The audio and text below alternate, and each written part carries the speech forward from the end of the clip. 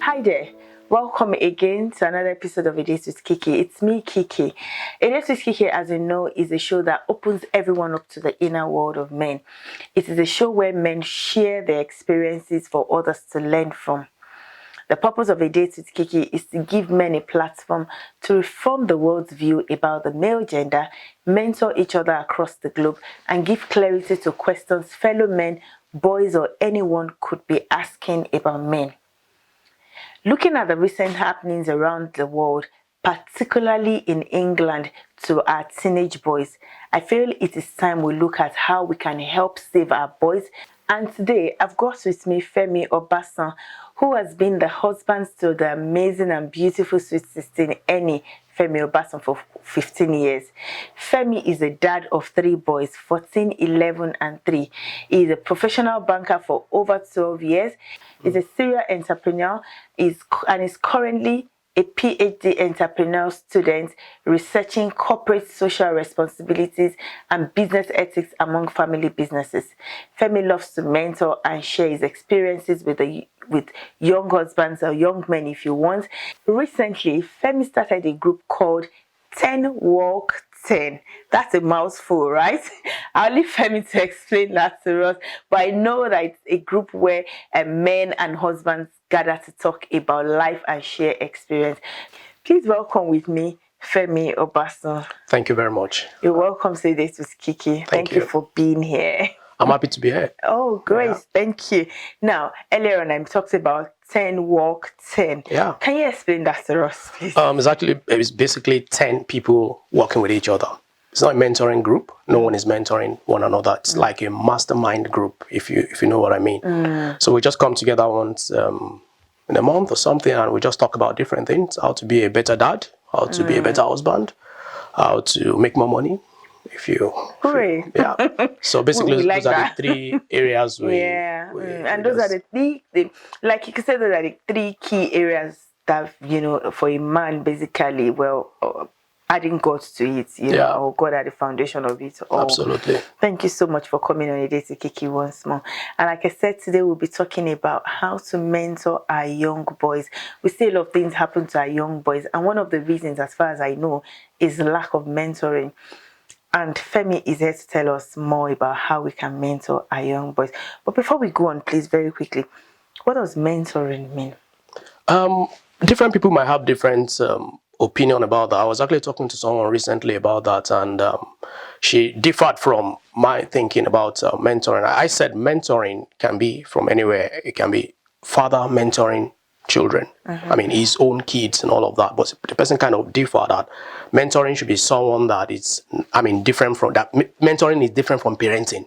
That's our perspective, which makes a lot of sense. But I still so much believe in, I have every right to mentor my kids as well, along with, I'm their parent, no doubt about that. So answering your question, what mentoring is, mentoring to me, and the reason why I said that as a parent, I can mentor my children as well, is what I believe mentoring is just basically advising and teaching, telling them how to do stuff, sharing your experience with them. This is where I failed. Don't go that route. So what probably took me 5 years to grasp will probably take you 1 year because you're not if you listen to me now, because I've made that mistake. It took me 5 years before I could do that. I could be in business as well. Somebody's mentoring you in a particular business, and the failures and everything that he experienced going into that business and being in that business for 10 years, you are starting that business now. You don't have to experience that same failure if you have a mentor. You can experience another type of failure, which will be your own experience at the end of the day. So I say mentoring is just sharing your experience, advising and teaching and telling people, this is what I'm being real about it. Yeah. So how would you marry the role of a mentor and a role model? A role model is someone you necessarily don't have to sit down with your role model. I have a role model who is Richard Branson. He doesn't know me. I only know him from afar. Okay. He's someone I look up to, that I want to be someone like this. That's my role model. Okay. I have mentors in different areas of my life. Someone I look up to as a husband.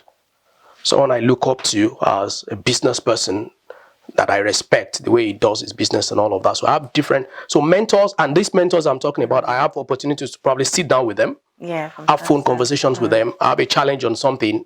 I can go to them. I can ask them, how did you do this? I may not necessarily do that with my role model because I may not even have access to him apart from reading his books or something. Yeah. But you would say both of them are important in our lives. You need to have someone you look up to who is your role model.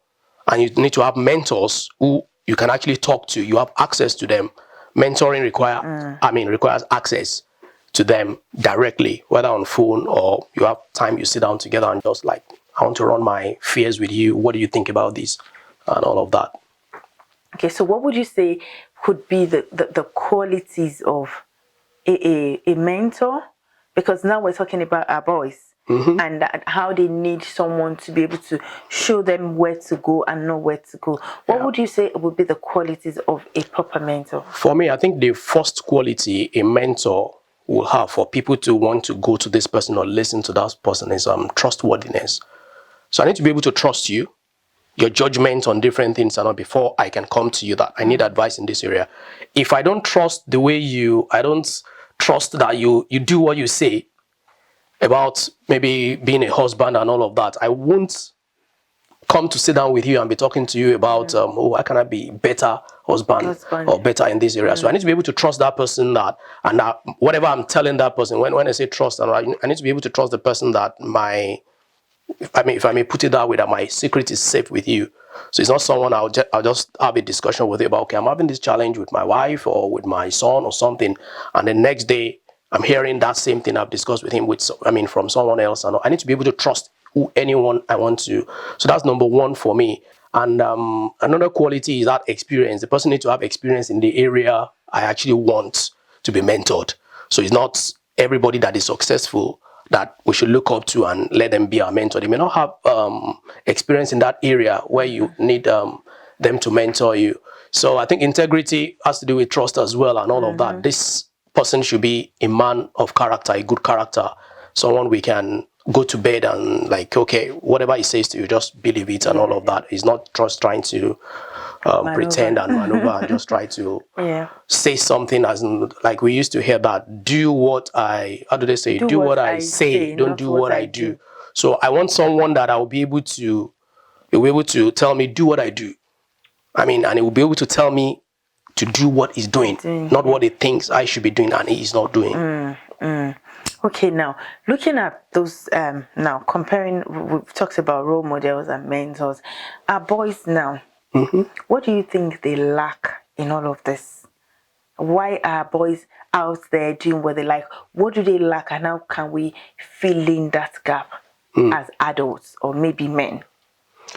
I think maybe we should just start from the age where we are right now. My wife uses this phrase, that entitlement mentality, that the kids growing up now, they have entitlement mentality, and it's actually not really their fault. If you ask me, the environment, the society provides everything for them at their fingertip and all of that, and it's difficult for them to be able to relate with some things that we experience if we are telling them about stuff, because the environment has changed really, and it's still changing really. My son was saying the other time, we're asking him to check something on Google, and I just said, Siri, can you check this?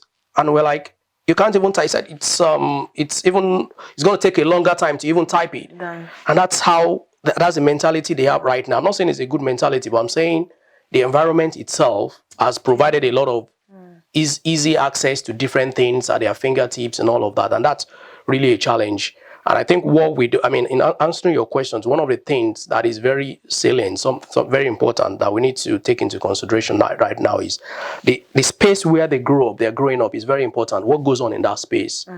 Who are they looking up to in that space? They may have someone they're looking up to outside the home or the neighborhood where they live, but it's important whether we're single parents or whether there's no dad that is present, or it's only mom, or it's only dad, there's no mom or something. What are we portraying to them? That's the starting point, really.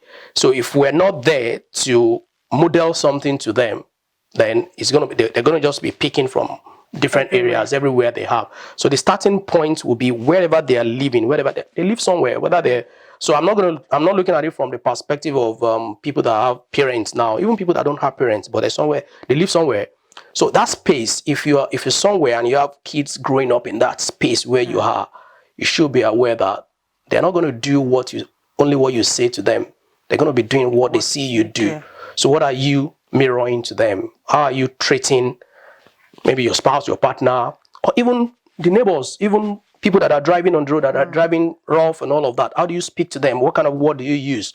So that's where they pick up a lot of things, and it's going to be difficult. I'm not saying it doesn't happen, but most times it's difficult for people that have good role models or good mentors, or in the space where they're growing, to actually like now be uttering out wrong words or using wrong words if they're not hearing it from their immediate environment, whether in school or at home.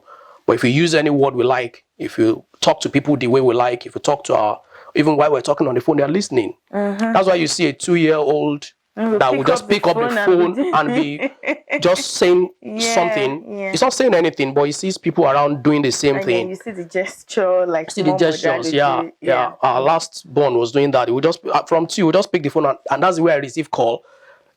I will pick the call and I'll be walking around and I'll be talking. I'll not sit down in one space, and he will pick my phone and he would be talking and I'll be walking around.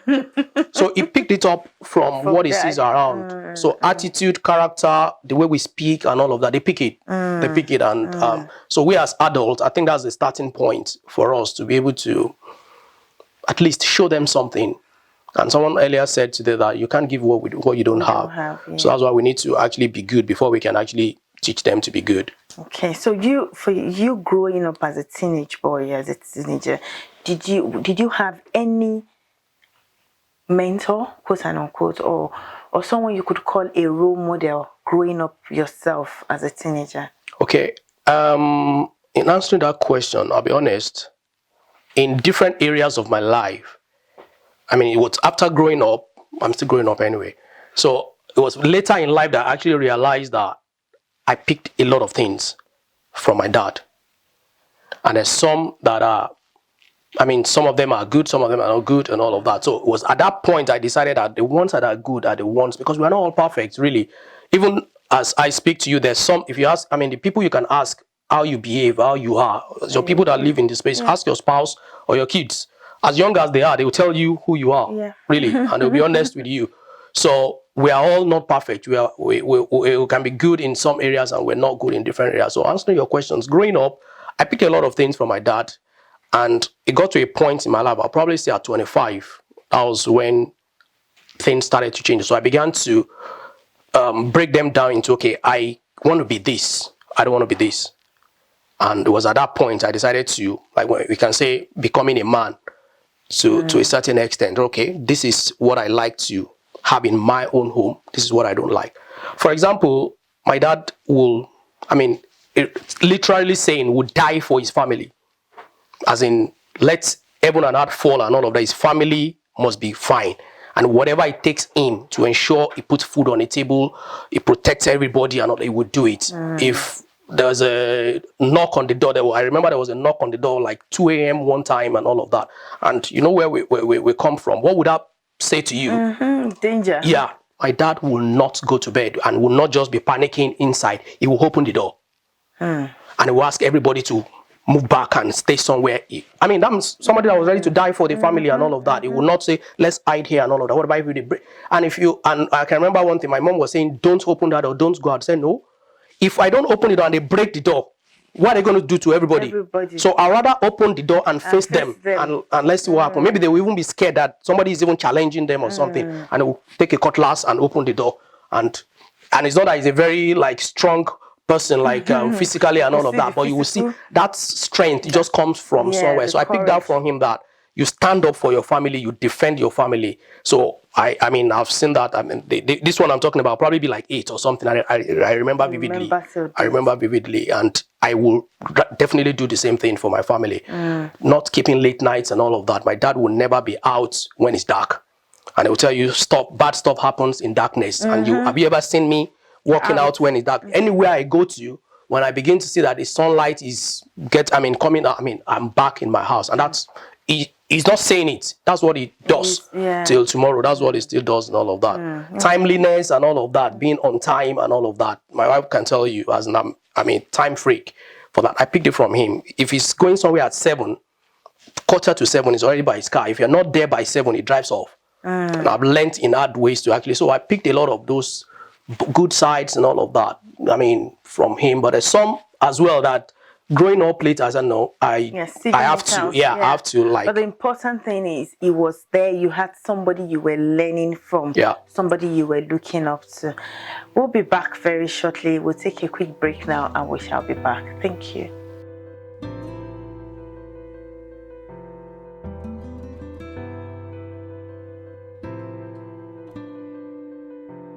Much welcome back to It Is Kiki. I'm still here with Femi Obasan.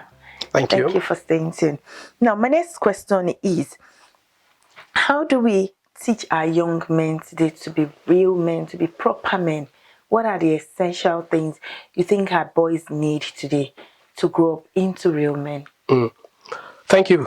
If we want to be honest with ourselves, things have changed from when we were growing up and all of that. But one thing has not changed that I realized. Then they were talking to us, they would advise us, they would, don't do this, don't do that, and all of that. But if we're honest with ourselves, we'll agree that most of those things they were telling us then will probably be like, what's wrong with these people? Why are you saying this? Why are you saying that? I can't go out at this time, I can't do this and all of that. Why are you saying that? I remember wearing an hand chain sometimes, and my dad saw me for the first time wearing an hand chain, and he pulled it off my hand, and it practically tore it off and threw it off, across the fence.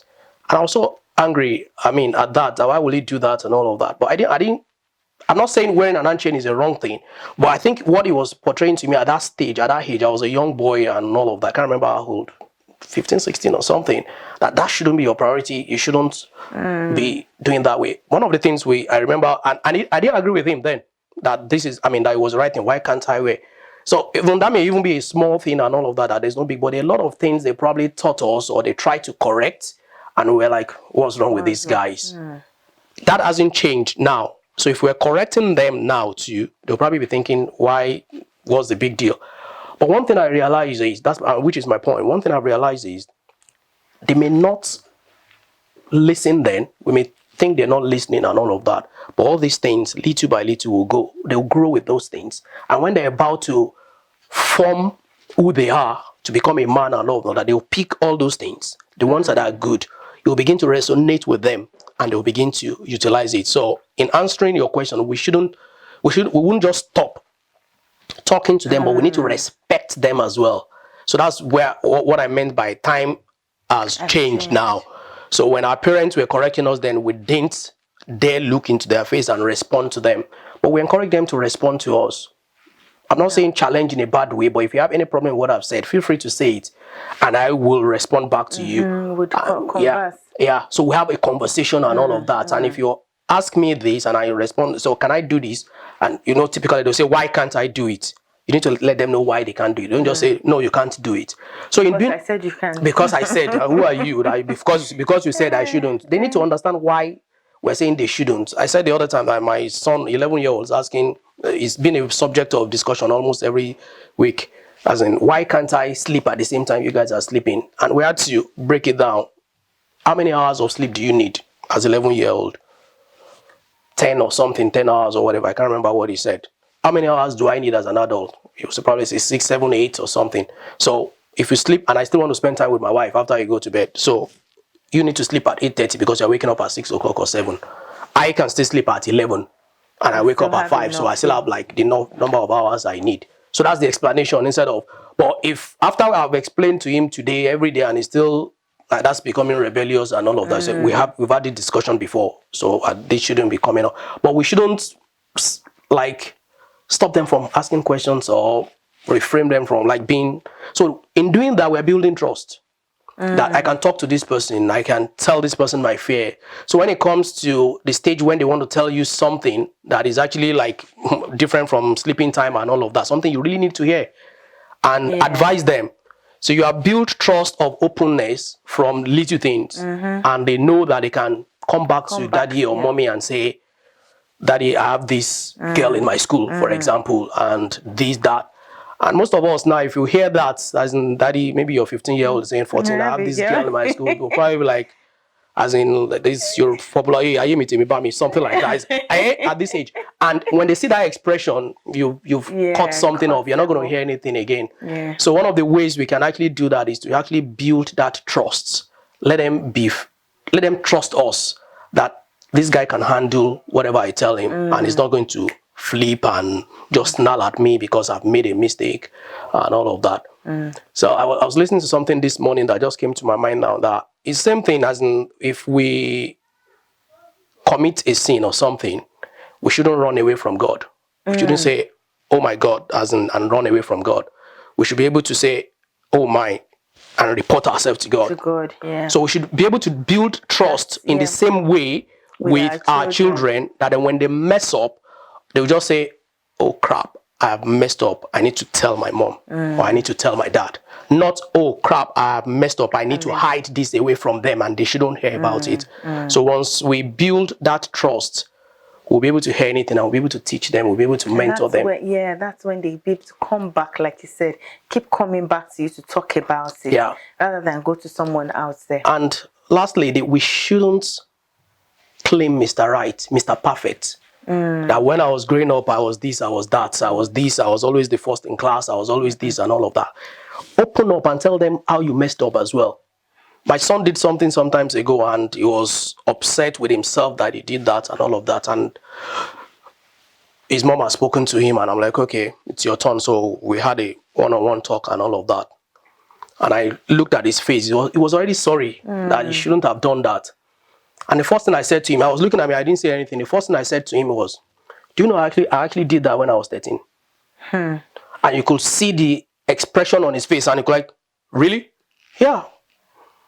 And that's why I'm not mad at you that you've done that, because I did it as well. And what happened in my own case was my parents didn't even find out. So I didn't know it was wrong. So you are lucky. I mean, you should be happy that at least your parents found out that you did this. And what we're just going to do is to tell you why that is wrong. I'm not going to scold you on it. I did it. Something I did. It would be wrong for me to now be beating you and be scolding you that, why did you do that? How dare you? And all of that. Wisdom. So they, in doing that, I believe that I gained something. I gained a trust. I mean, it's trust at that moment that if I mess up, I can come back to this guy. I mean, he has done. I mean, he's been through my path, so they don't want to know what I've done. They don't want to know. As in, I wasn't a good boy growing up. That's the truth. I know. And the bad part of it is my parents thought otherwise. They thought this guy is a good boy. Especially when I became a teenager going to school and all of that. I did all I could do, but they didn't know. But it's in building that trust with your kids that will actually be able to, like, they open up to you and you'll be able to guide them. Yeah. So talking about of opposite sex and all of that, I didn't learn that from home. I learned it from outside. I learned it from outside. But I mean, you agree with me, growing up back then, you can't look at your parents and be telling them you have a girlfriend. What? No. Yeah, but those are the things we should be open, because like you said, times have changed, times are changing. And what we say to our boys is, whatever it is, feel free to tell us. Because the truth of the matter is, we are the ones who know you. We are the ones who love you best in the whole world. So tell me, and we will deal with it together. And it doesn't just come with me saying, tell me. I have to be able to earn the trust. And, show them that you can trust me. Thank you. So that's one way we should raise our children, particularly our young boys. Be a trustworthy person they can talk to. And I would add, don't be judgmental. Absolutely. Don't be judgmental. Empathize with the times they're growing in, and do not be judgmental. And don't be an hypocrite as well. Don't be an hypocrite. Something you've done growing up. Boy, no, me, I never did such thing. In the first place, that's a lie. In my mind, I will know I'm lying to this boy. Exactly. And what's the benefit? What's the purpose? Exactly. You're just washing him down and like, okay, you're so bad. You're crushing him. Yeah. You're so bad. You're so this and all that. You're not so bad. I did that. We have our teenagers, most of our boys outside on the streets today. Got to help our boys. Yes. Okay, now, Talking about values, I'm one that I'm very, very, my values. No, I don't joke with values. What values? What are the values as a man that you think we should pass on to our younger boys today? I I know think we talked about trustworthiness, yeah, but what are other values you think we could pass on to our boys. I think it's very important. The society where, or the culture where we come from will paint the boys or the men in a different light, that men are supposed to be the author and the finisher, the empire and all of that. When they talk, no dog barks. That's the culture where we grow from. If you want to really change things now, in this changing environment and all that, we need to tone that down really. I'm not a fan of like an African man, I'll be honest. I grew up with that. I'm not saying back then it could have worked for them. Maybe in most cases, maybe the parents, the fathers were the one working and the mothers were not working. So the fathers had all the authority and all of that to decide, and they are the movers and the shakers of the home and all of that. But in an environment we are right now and where we're still going to get to, that's us. We've left that stage and still continue to nurture boys in that way, seeing boys in that light. The boys shouldn't be doing that. Well, this girl. You're going to get married and all of that. You should be able to know how to do this, how to do that. Like the boy shouldn't know how to do it.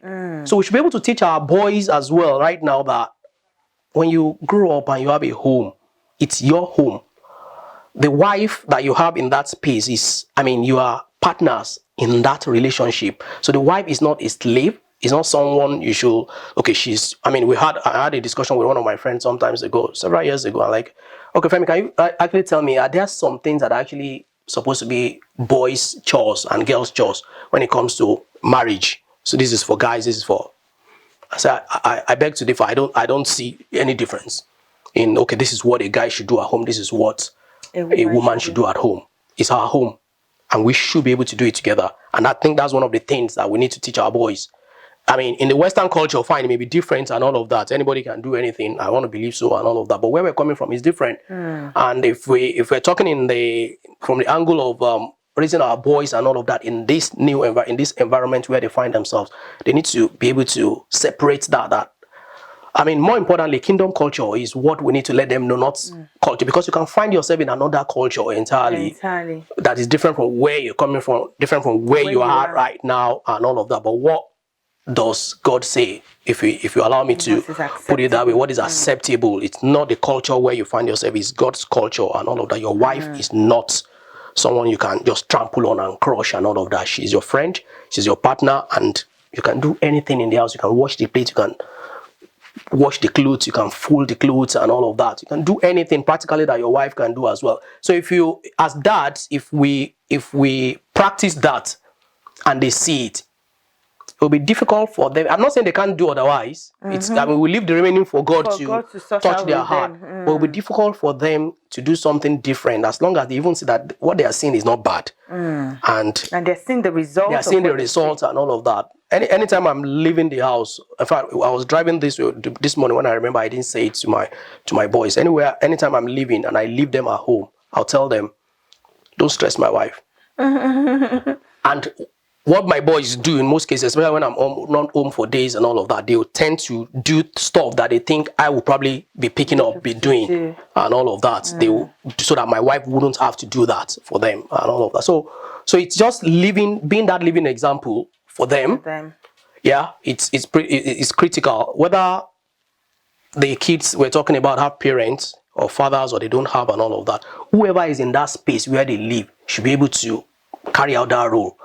That because they're watching and they're going to definitely be doing what they see us doing and all of that. So that means every man should live his life knowing somebody is watching, whether your child or another child or your child next door, as I would love to call it. Now, finally, I'd love you to define these words to this young boy out there on the street or in the home. Strength, stability, and love, what do they mean? What should they mean to the young boy?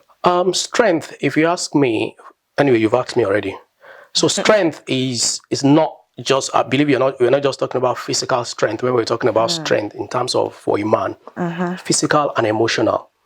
And is its ability to, I mean, you have what it takes to actually defend your family, to stand up for your family.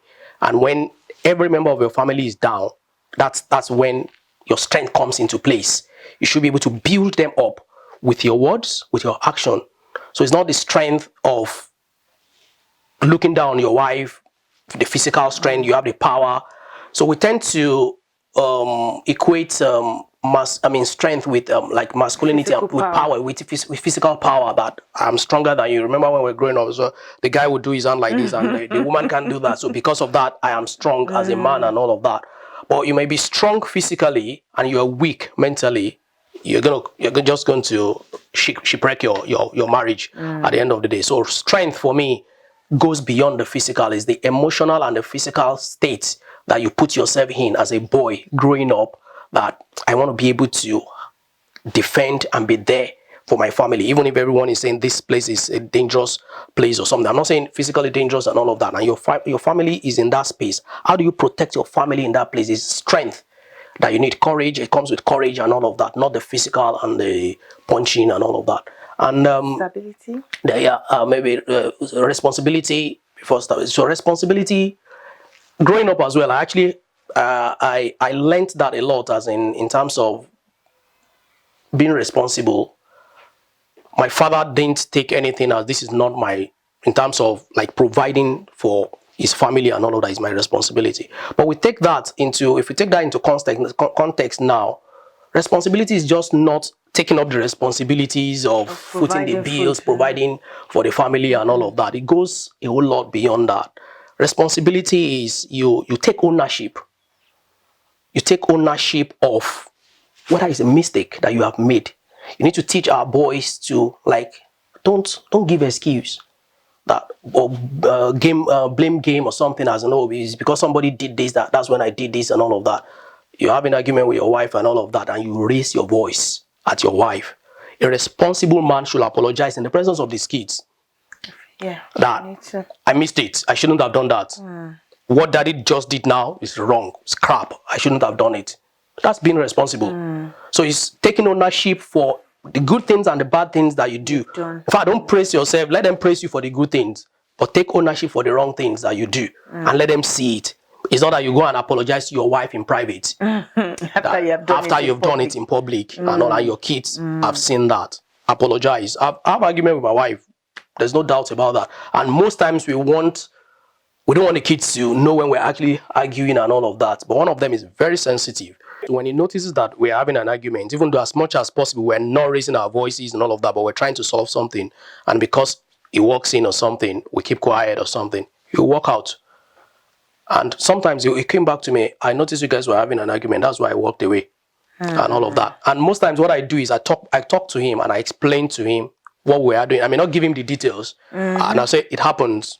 Husband and you have arguments and all of that. Somebody actually said that the fact that she doesn't believe in making them think you don't have arguments. You let them, yes, we have arguments, but when we have the argument, we resolve it. That means you're teaching, which is why I was talking about stability. That means you're teaching them how to strike the balance in the home. Yes, we have arguments like you people do with yourselves, and we resolve the argument. Exactly. So I would never shy away from, because he has seen that. I said, no, there was nothing. We're just, he has seen it. He was 10 or something then, or something, or 11. So why would I hide it and all of that? We try as much as possible not to argue when they're there. But when it happens, they walk in and all of that. They see the atmosphere and all of that. They know. And he walks away and I call him back after and like, okay, this was, I mean, we were just trying to resolve something and all of that. But I noticed you guys were raising your voice when I was coming. I shouldn't have done that, really. Well, I don't think I was raising my voice. If I wasn't, I'll tell him. If I did, and I said, anyway, I've apologized to her. Anyway, we've sorted that out. Don't worry. And thanks for, as in, my other son may probably not just see anything. He would just walk away as if he didn't see anything. But they see. They see this. And those are the things that will form the way they behave and all of that. So talking about strength, you mentioned that as well. Stability. Stability. You mentioned that as well. And it's my son too. This one I was saying is very sensitive. He asked me one day that he had a couple of friends that their parents are divorced. That their parents are divorced and all of that. And it was like, I'm sure you guys are not going to divorce. Divorce. And I'm like, no, never. That's not going to happen. And all of that. I said, good, great. And that's what he said. And why did I bring that in?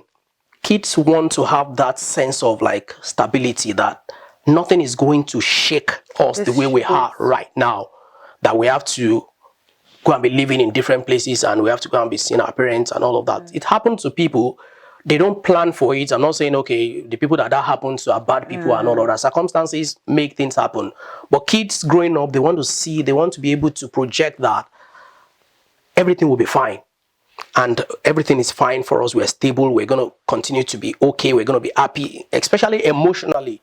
For them, it's important for them to be able to project and not look at the future like, I don't think we're going to be fine. And as a man of the house, where the manliness should come in is give everybody the assurance.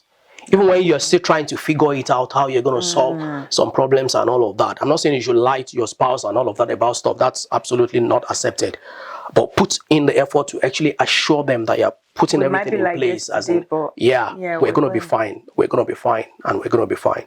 And love. Yeah. And love is basically, I think that is the key for everything, that hearts everything. So if you love, you're going to be responsible. And the ability, the strength and everything and all of it will just come from. My wife said something recently. I can't remember what she was saying to my son, and said, you don't know the mystery of love when a man loves a woman, that he can go to any length to protect that love and do anything and all of that. And that's why I said he's actually the heart of everything. It's just being able to give yourself, give your time, give everything, push. At the moment, I have a lot of things on my plate, and it's the love that I have for my family that will make me still prioritize their own needs first, and put my own, as much as is within my ability, I put my own under and all of that. So that love drives everything. And the same thing, it's not just for man as well. My wife too, I see that I can say I learned that from her, really. She will want to sort out everybody and leave her own stuff till last. And she may now end up not doing her own stuff because she wants to make sure everybody is fine. I get this if I don't do this, I'll still have to come back to it. This will happen. You guys will do this. And it's a battle to actually let her know that you're not doing yourself any good if you try to sort out everybody and you leave your own, because you will still feel frustrated at the end of the day that, you will probably now be looking at other people as they are selfish and all of that. You are the one giving and all of that. So balance it and do your own stuff and do other people. And it's love that actually make people do that. So we need to let them know that love is sacrificial and love is a decision. It's not just a feeling. It's a decision. So even when you are not seeing any reason, you're not having butterfly in your tummy again and all of that, you're not going to have that every time. You should still make a choice and a decision that I'm going to love my family and still stick to it. Wow, that's a handful there. Thank you very much, Mr. Obasan. You're welcome. It's been a lot, and we've learned a lot. The love, stability, and then being a role model to the younger ones, being mentors, consciously mentoring the younger one. And as a father, one thing I hear you say over and over is be real, live your life for that, and be conscious that somebody else is watching you. It doesn't come like that. Yeah. It comes. Thank you so much for being with me. You're welcome. You're welcome. And thank you, viewers, for being with me. Thank you for staying tuned. I'm sure you would agree with me. It's been a beautiful one. I'll see you again. Thank you. Love you.